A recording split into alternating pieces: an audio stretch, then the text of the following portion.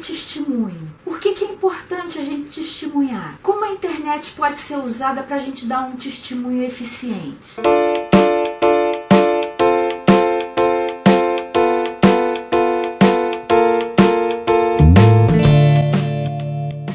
A nossa palavra não pode ser desmentida pela nossa vida e as nossas atitudes. Existe até um ditado que fala: eu não consigo ouvir o que você está falando porque a sua vida fala mais alto. E lá em Mateus, no capítulo 7, os versos 15 a 23 falam assim: cuidado com os falsos profetas. Eles vêm a vocês vestidos de peles de ovelhas, mas por dentro são lobos devoradores. Vocês os reconhecerão por seus frutos. Pode alguém colher uvas de um espinheiro ou figos de ervas daninhas?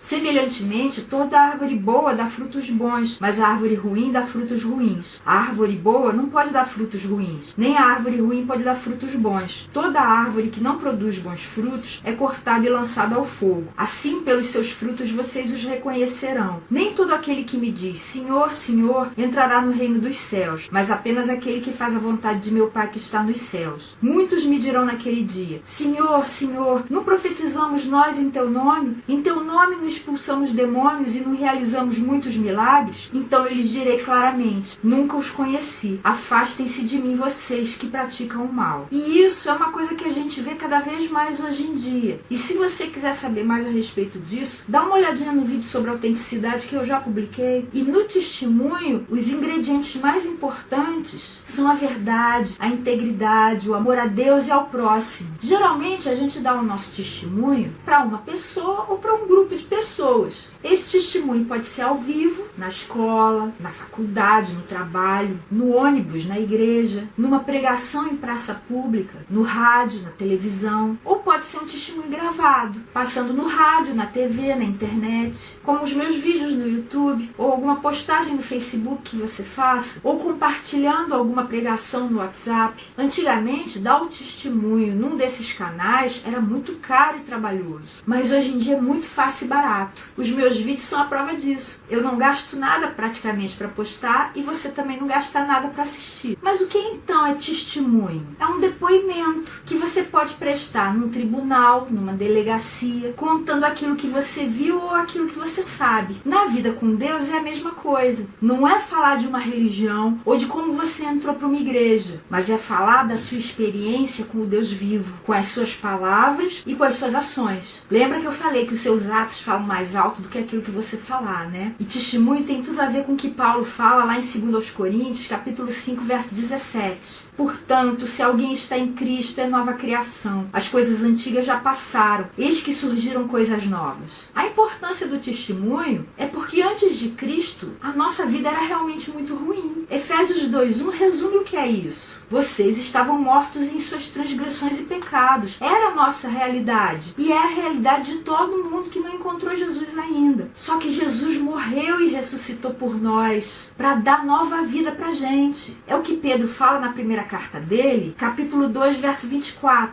Ele mesmo levou em seu corpo os nossos pecados sobre o madeiro, a fim de que morrêssemos para os pecados e vivêssemos para a justiça. Por suas feridas vocês foram curados. E só Ele pode dar isso para nós. É o que está lá em João 14:6. Respondeu Jesus: eu sou o caminho, a verdade e a vida. Ninguém vem ao Pai a não ser por mim. É o único jeito de chegar ao Pai. E o resultado da gente ir ao Pai através de Jesus é receber vida de verdade. É o que Paulo fala em Efésios 2:5. Ele nos deu vida juntamente com Cristo, quando ainda estávamos mortos em transgressões. Pela graça vocês são salvos. E também em 1 Coríntios 3:16. Vocês não sabem que são santuário de Deus e que o Espírito de Deus habita em vocês? Ele passa a morar na gente. E olha o que está em João 15:16. Vocês não me escolheram, mas eu os escolhi, para irem e darem fruto, fruto que permaneça, a fim de que o Pai lhes conceda o que pedirem em meu nome. A gente passa a ter acesso a todas essas coisas. Vida de verdade, relacionamento com Deus, respostas para as nossas orações. E o testemunho, então, é estruturado basicamente em 3 passos. Eu era assim, encontrei Jesus Jesus assim e depois disso fiquei assim. Se você quiser dar uma olhadinha em testemunhos dessa estrutura, dá uma olhada em Atos, lá no capítulo 26, e vê como Paulo fala a respeito disso. Nos versos 4 a 11, ele diz como ele era, mostrando a vida dele de perseguidor da igreja. Aí de 12 a 18, ele conta como foi o encontro dele com Jesus. De 19 a 23, ele fala de toda a mudança que aconteceu na vida dele, a nova criatura que ele se tornou. E de 24 a 29, ele fala: se aconteceu comigo, pode acontecer com você também. E todo testemunho deve ter um convite também no final, para que o outro também possa experimentar. Não fique achando que aconteceu com você porque você é alguém especial, porque de certo modo ninguém é especial, todo mundo é igual aos olhos de Deus. Mas por outro lado, todo mundo é especial, todo mundo é gente com quem ele se importa. E não só eu, não só você, mas todo mundo. O convite para a pessoa experimentar não precisa ser um convite para a pessoa ir na igreja, e sim o convite para ela ir a Jesus, ali mesmo onde vocês estão, por meio do arrependimento e a fé. E é isso que vai resultar em transformação de vida. Lembre-se, se aconteceu comigo, pode acontecer com você. Se aconteceu com você, pode acontecer com qualquer pessoa. E quais podem ser as reações das pessoas para quem a gente dá o nosso testemunho? Basicamente duas. Ela pode recusar ou ela pode aceitar. Como é que essa recusa se manifesta? Vamos dar uma olhada em Atos 17, versos 32 e 33. Quando ouviram sobre a ressurreição dos mortos, alguns deles zombaram e outros disseram: a esse respeito nós o ouviremos outra vez. Com isso, Paulo retirou-se do meio deles. Paulo tinha dado testemunho dele e o resultado foi zombaria. E as pessoas dizem: não, deixa isso para outra hora, agora não. Outra reação está lá em Atos 4, nos versos 1 a 3. Enquanto Pedro e João falavam ao povo, chegaram os sacerdotes, o capitão da guarda do templo e os saduceus. Eles estavam muito perturbados porque os apóstolos estavam ensinando o povo e proclamando em Jesus a ressurreição dos mortos. Agarraram Pedro e João e, como já estava anoitecendo, os colocaram na prisão até o dia seguinte. Mas muitos dos que tinham ouvido a mensagem creram, chegando o número dos homens que creram a perto de 5.000. Aí já não foi zombaria, mas foi agressividade, foi perseguição. Eles foram jogados na prisão. Se isso acontecer, não se chateie, não se zangue, seja pacífico e ore pela pessoa em casa. Mas também pode acontecer a aceitação. Nesse texto que a gente leu, enquanto os líderes dos judeus prenderam Pedro e João, uma grande multidão aceitou o que eles tinham falado. E a aceitação se manifesta assim: a pessoa percebe o que você está falando, entende, e ela resolve querer aquilo para ela também. Eu vou confessar que isso é uma experiência mais rara para mim. A maioria das pessoas recusa quando eu falo, mas algumas já aceitaram. E isso faz valer a pena. Às vezes a aceitação não acontece ali na hora. E o que você vê é uma curiosidade, uma vontade de saber mais. Um interesse, uma pessoa fazendo outras perguntas, ou dizendo que vai pensar a respeito. Se isso acontecer, não force. Dê tempo para que a pessoa amadureça. Você pode orar pela pessoa na sua casa, mas você pode orar ali mesmo, pedindo permissão a ela. Se ela topar, você ora ali. Tem gente que muitas vezes se converte justamente na hora da oração, quando Deus tira aquela venda dos olhos da alma dela e ela consegue entender claramente que o que você está falando é a verdade. Haja naturalmente nas outras vezes que você encontrar a pessoa e aproveite as oportunidades que aparecerem, porque pode ser que ela fique sem graça de puxar assunto com você sobre aquilo. Se ela perguntar, você responde, você comenta, mas se não perguntar, você pode tomar iniciativa e você mesmo perguntar o que ela achou, se ela pensou, se ela tem mais perguntas. Tenha uma conversa normal com ela e deixe naturalmente os assuntos de Deus irem brotando. Eu lembro muito bem que quando eu conheci o meu marido, eu fiquei encantada que tudo, absolutamente tudo que ele falava, ele colocava Deus no meio, mas era uma coisa assim tão natural que fluía e eu bebia de tudo aquilo que ele falava e eu achava aquilo lindo e queria aquilo para minha vida também. Por que então que a gente deve testemunhar? Em primeiro lugar, porque é uma ordem de Jesus. Olha o que ele falou em Mateus 28, nos versos 19 e 20. 7. Portanto, vão e façam discípulos de todas as nações, batizando-os em nome do Pai e do Filho e do Espírito Santo, ensinando-os a obedecer a tudo o que eu lhes ordenei. E eu estarei sempre com vocês até o fim dos tempos. Isso é testemunhar, é contar o que Jesus fez, é ensinar o que Jesus ensinou, é fazer novos discípulos dele. E ele falou sobre isso também lá em Atos capítulo 1, verso 8. Mas receberão poder quando o Espírito Santo descer sobre vocês, e serão minhas testemunhas em Jerusalém, em toda a Judéia e Samaria e até os confins da terra. Por causa do trabalho missionário que eles começaram, é que nós um dia fomos atingidos. Nós estamos no que para eles antes eram confins da terra, mas hoje em dia existe muita gente ainda no que para nós são os confins da terra. Outro motivo é porque isso é um privilégio nosso como embaixadores de Jesus. É o que está em 2 Coríntios 5, verso 20. Portanto, somos embaixadores de Cristo, como se Deus estivesse fazendo o seu apelo por nosso intermédio. Por amor a Cristo lhes suplicamos, reconciliem-se com Deus. Você já viu como é o trabalho de um embaixador? Ele mora num país estrangeiro e ele é o representante do país dele ali, naquele outro lugar. Ele divulga a cultura daquele país, ele mostra como as pessoas do país dele pensam, como elas agem, e oferece sempre para as outras pessoas naquele país onde ele está morando a possibilidade de irem conhecer o país dele, de estudarem, de trabalharem lá, de terem contato, de terem visto, de se naturalizarem, até se tornarem cidadãos do país dele. A gente também, como embaixadores de Jesus nesse mundo, pode fazer todas essas coisas. O embaixador é o representante do presidente ou do rei, do governante máximo do país dele, naquele país estrangeiro. Nós somos representantes do nosso rei também aqui. Um outro motivo é por amor a Deus e ao nosso próximo, porque Jesus mesmo disse que ele veio para buscar e salvar o perdido. É o que ele falou em Lucas 19:10. Pois o Filho do Homem veio buscar e salvar o que estava perdido. E não só o que estava perdido naquela geração dele lá, enquanto ele estava ali andando pela Palestina, no primeiro século da nossa era, mas os perdidos de todos os tempos. E o modo dele alcançar os perdidos hoje, aqui no nosso planeta, no nosso país, no nosso bairro, é através da gente. E o perdido é justamente aquele que não tem esperança. Olha o que está em Efésios 2:12. Naquela época vocês estavam sem Cristo,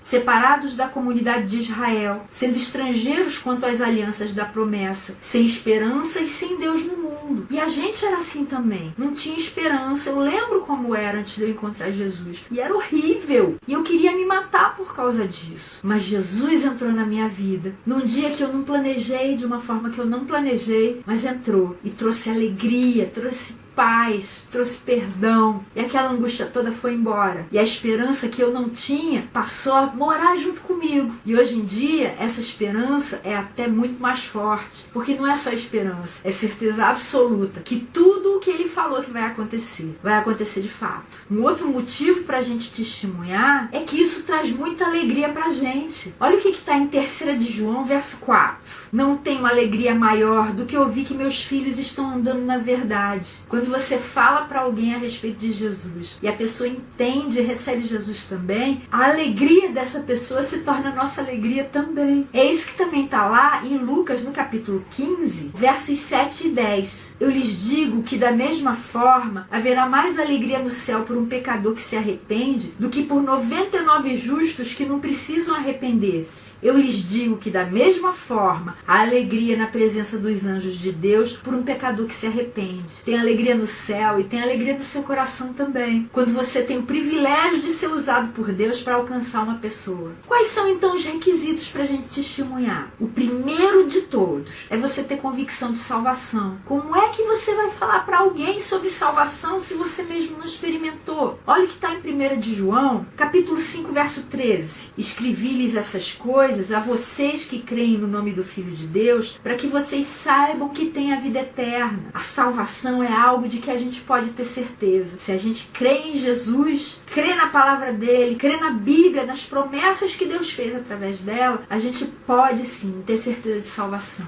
João falou isso também lá no capítulo 20 do seu evangelho, nos versos 30 e 31. Jesus realizou na presença dos seus discípulos muitos outros sinais miraculosos que não estão registrados nesse livro, mas estes foram escritos para que vocês creiam que Jesus é o Cristo, o Filho de Deus, e crendo tenham vida em seu nome. Eu só posso falar do que é real para mim, e tem que falar a verdade, sem inventar, sem exagerar as coisas para ficar mais interessante. Não precisa. Sabe por quê? Porque se você falar um monte de coisa verdadeira, mas no meio você colocar uma mentirinha ou um exagero, essa mentirinha ou exagero vai acabar sendo descoberto e vai tirar o crédito de todo o resto que você tiver falado. Olha o que está em Mateus 5,37. Seja o seu sim, sim, e o seu não, não. O que passar disso vem do maligno. E você não quer ter parte com o diabo no seu testemunho, né? Outro pré-requisito é ter a vida limpa. Olha Mateus 5,16. Assim brilha a luz de vocês diante dos homens, para que vejam as suas boas obras e glorifiquem ao Pai de vocês que está nos céus. E também na primeira carta de João, capítulo 1, versos 9 e 10. Se confessarmos os nossos pecados, Ele é fiel e justo para perdoar os nossos pecados e nos purificar de toda injustiça. Se afirmarmos que não temos cometido pecado, fazemos de Deus um mentiroso e a sua palavra não está em nós. Ter a vida limpa não significa você nunca pecar. Significa que quando você pecar, porque João mesmo fala, não tem ninguém que não peque,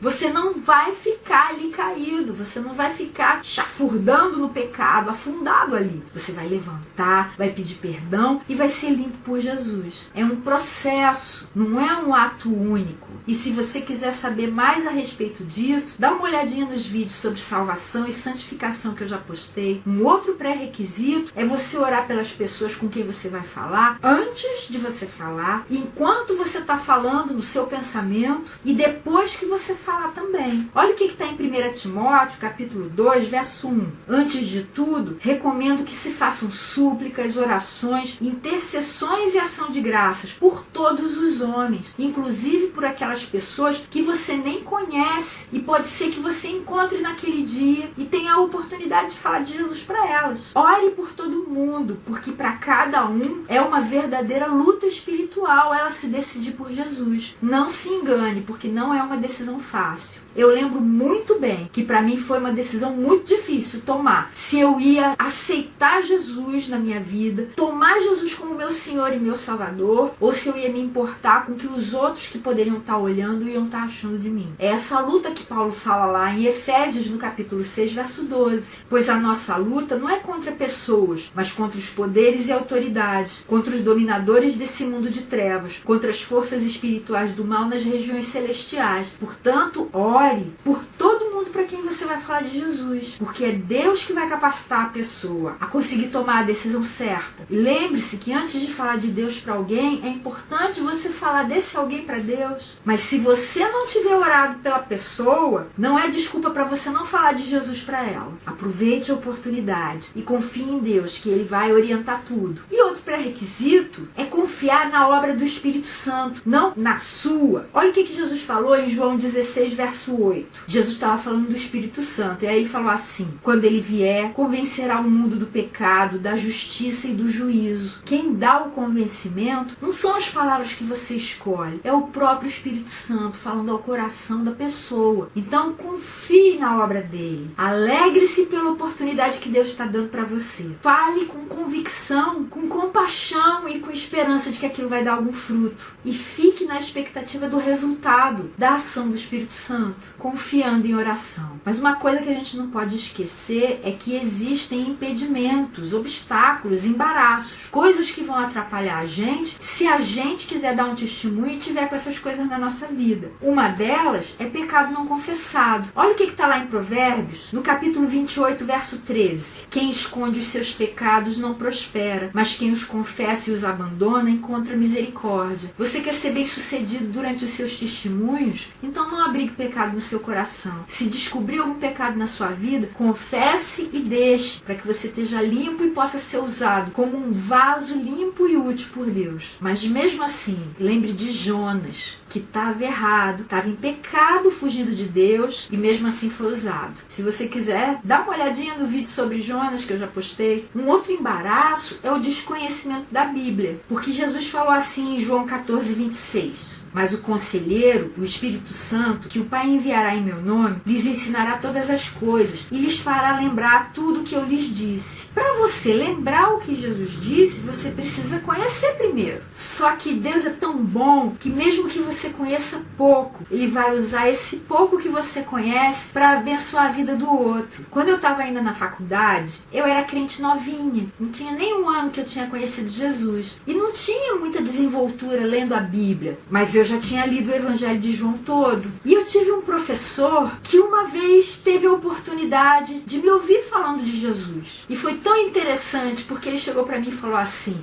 mas eu sei que está escrito na Bíblia que todos os caminhos levam a Deus. E eu nunca tinha lido a Bíblia inteira. Mas eu sabia que em João não tinha isso e tinha bem o contrário. E eu falei para ele: não, olha, lá em João tem esse texto aqui, ó. Aí eu abri em João 14, verso 6 e li para ele. Respondeu Jesus: eu sou o caminho, a verdade e a vida. Ninguém vem ao Pai a não ser por mim. E aí eu mostrei para ele: não são todos os caminhos, não. Só Jesus. Jesus mesmo falou. E ele ficou muito surpreso porque ele nunca tinha ouvido falar a respeito disso. E eu fiquei muito grata a Deus, porque mesmo um pouquinho que eu sabia naquela época, Deus usou e me ajudou a lembrar. Um outro embaraço pode ser a falta de comunhão com Deus. Olha o que Jesus falou em João, no capítulo 15, nos versos 4 e 5. Permaneçam em mim e eu permanecerei em vocês. Nenhum ramo pode dar fruto por si mesmo, se não permanecer na videira. Vocês também não podem dar fruto, se não permanecerem em mim. Eu sou a videira, vocês são os ramos. Se alguém permanecer em mim e eu nele, esse dá muito fruto, pois sem mim vocês não podem fazer coisa alguma. Você quer dar fruto? Então você tem que ter comunhão com Jesus. Seu objetivo principal não é dar fruto, é ter comunhão com Ele. E o fruto vai vir naturalmente. Uma videira não faz força para produzir uva. A produção é natural se os ramos estiverem inseridos na videira e sendo irrigados pela mesma seiva. Com a gente é a mesma coisa, é natural. É o que está lá em Mateus, no capítulo 12, verso 34. Raça de víboras, como podem vocês que são maus dizer coisas boas? Pois a boca fala do que está cheio o coração. Se você tiver comunhão com Jesus, você vai estar enchendo seu coração de Jesus. E quando você abrir a boca, vai ser isso que vai sair. Um outro embaraço é o medo da responsabilidade, porque o peso pode realmente nos esmagar. Você ficar pensando: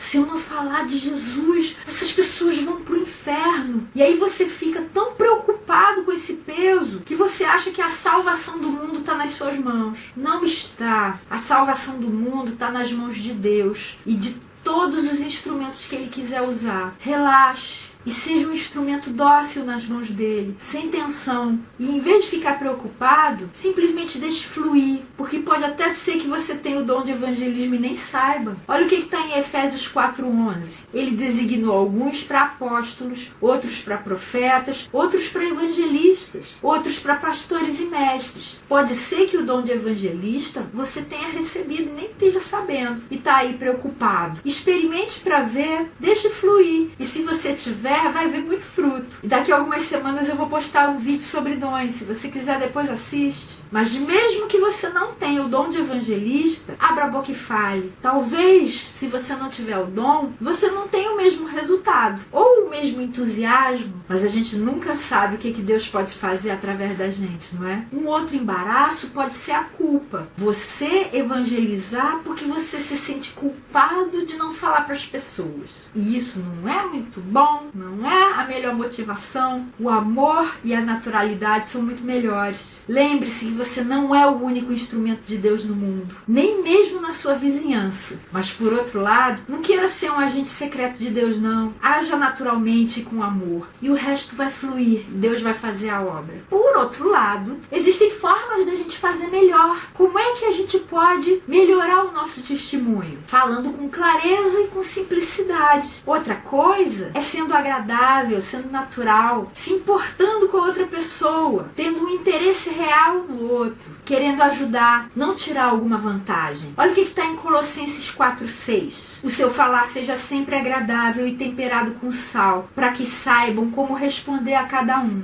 E 1 de Pedro, capítulo 3, versos 15 e 16. Antes, santifiquem Cristo como Senhor no coração. Estejam sempre preparados para responder a qualquer que lhes pedir a razão da esperança que é em vocês. Contudo, façam isso com mansidão e respeito, conservando boa consciência, de forma que os que falam maldosamente contra o bom procedimento de vocês, porque estão em Cristo, fiquem envergonhados de suas calúnias. Esteja preparado. Uma outra forma de você fazer melhor é fugindo de controvérsias, porque as pessoas vão sempre, ou quase sempre, puxar a conversa para religião, para política ou para dízimo. E são assuntos muito complicados, que trazem muita polêmica e que não são o que realmente importa. Olha o que Tito 3,9 fala. Evite, porém, controvérsias tolas, genealogias, discussões e contendas a respeito da lei, porque essas coisas são inúteis e sem valor. Se alguém chegar e começar a puxar o assunto para religião, você fala, não, mas eu não estou falando de religião, eu estou falando de Deus, eu estou falando de Jesus. Se vierem falar sobre dízimo, você fala, eu não estou falando de dízimo, eu não estou falando de dinheiro, eu estou falando de algo muito mais valioso do que isso. Estou falando da sua vida, da sua salvação. Outra forma de você fazer melhor é conhecendo os diversos estilos de testemunho, como a confrontação, que era o estilo de Pedro, ou o intelectual, que era o estilo de Paulo, o estilo testemunhal, que é o do cego de nascença, que aparece no Evangelho de João, o estilo relacional, como o do endemoniado gadareno, o estilo do convite, como o de André e Filipe,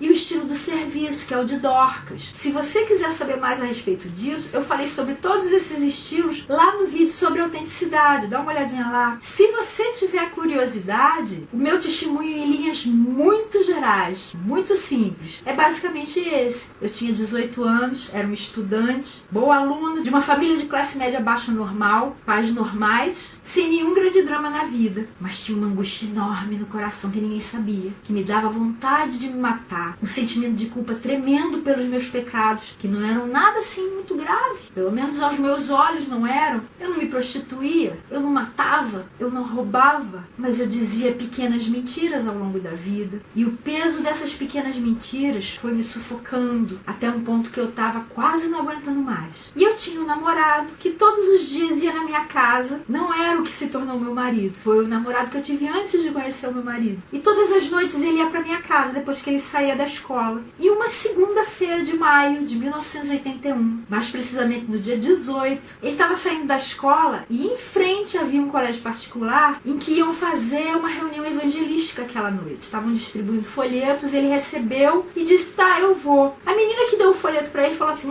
todo mundo diz que vai, mas depois não aparece. Ele se sentiu desafiado e disse, se eu tô dizendo que eu vou, é porque eu vou. E quando ele apareceu na minha casa naquela noite, ele disse, se você quiser ficar comigo hoje, vai ter que ir comigo nesse lugar. Me mostrou o folheto. E quando eu vi, eu percebi, isso é coisa de crente. Eu detestava crente, porque eu me sentia muito mal junto dos crentes. Porque me fazia perceber mais claramente a minha culpa. E eu não gostava disso. Eu falei, mas isso é coisa de crente, você vai? Eu não quero ir. Ele falou, então eu vou sozinho e a gente não vai se ver. Se quiser ficar comigo, vai ter que ir lá hoje. E eu fui super contrariado. Quando chegamos lá, atrasados, eu tava imaginando como é que ia ser. As pessoas vão estar falando sobre Deus, sobre a Bíblia. Eu não sei nada sobre esses assuntos, vou passar vergonha porque vão me perguntar, eu não vou saber. E quando eu cheguei lá, eu fiquei envergonhadíssima porque tinha um homem em cima de um palco falando um monte de coisa. Eu pensei, vou me pedir para subir naquele palco e falar, vai ser pior do que eu tinha imaginado. Fiquei um tempão sem conseguir nem prestar atenção no que aquele homem estava falando, até que tive uma brilhante ideia. Eu vou prestar atenção no que ele está dizendo, se me chamarem eu vou repetir. E comecei a prestar atenção no que aquele homem estava falando. Aquele homem era o reverendo Caio Fábio da Araújo Filho. E na hora que eu comecei a prestar atenção, ele estava contando o testemunho dele, dizendo que quando ele tinha 18 anos, que era exatamente a idade que eu tinha naquela época, ele estava tão desesperado, querendo se matar, que ele pegou a moto dele e foi atrás de um amigo que ele sabia que tinha uma arma. E aí prendeu o meu interesse. Eu queria saber como aquela história ia terminar, porque tinha tudo a ver comigo. comigo. E quando ele estava passando na frente de uma igreja, ele não sabe nem explicar porquê. Ele parou a moto, ficou parado ali olhando. Veio uma pessoa, convidou e falou: entra aqui que você vai ouvir uma coisa que vai ser importante para você. E ele entrou e lá ele ouviu que Jesus o amava, que o conhecia, que queria dar vida nova para ele, perdão para os pecados dele, alegria e paz. E ele entendeu que era daquilo que ele precisava. E ele resolveu dar a vida dele para Jesus. Quando ele contou isso, eu entendi que era exatamente aquilo que eu precisava. Mas eu não sabia o que eu precisava fazer para ter aquilo também. E aí ele contou: se você que está aqui quiser isso também, fecha o olho e eu vou querer fazer uma oração por você. E aí eu fechei o olho. E aí ele começou a perguntar: se você quer, levante a sua mão. E eu era super envergonhada. Eu pensei: eu não vou levantar minha mão. Vão achar o que de mim? Que eu sou uma pecadora? E eu me preocupava demais com o que as pessoas iam achar de mim naquela época. E conforme eu continuava de olho fechado, fui ouvindo várias vezes ele falando: Deus te abençoe, pode abaixar a mão. Deus te abençoe, Deus te abençoe. E aí eu pensei: não sou só eu, um monte de gente está levantando a mão. E ficou aquela luta no meu coração e eu pensei: é exatamente disso que eu preciso e eu vou levantar minha mão sim. E levantei a minha mão e olhei para ele. E aí ele falou: Deus te abençoe. E aí eu abaixei a mão, fechei o olho de novo e fiquei esperando. E continuei ouvindo outros: Deus te abençoe, Deus te abençoe. E eu não sabia se meu namorado tinha levantado a mão ou não. Quando ele terminou de falar Deus te abençoe, ele falou: agora eu queria convidar todas essas pessoas que levantaram a mão para virem aqui na frente pra gente orar por vocês. E aí eu já tava cheia de coragem, comecei a me levantar. Meu namorado se levantou rápido e me puxou lá pra frente. Eu pensei: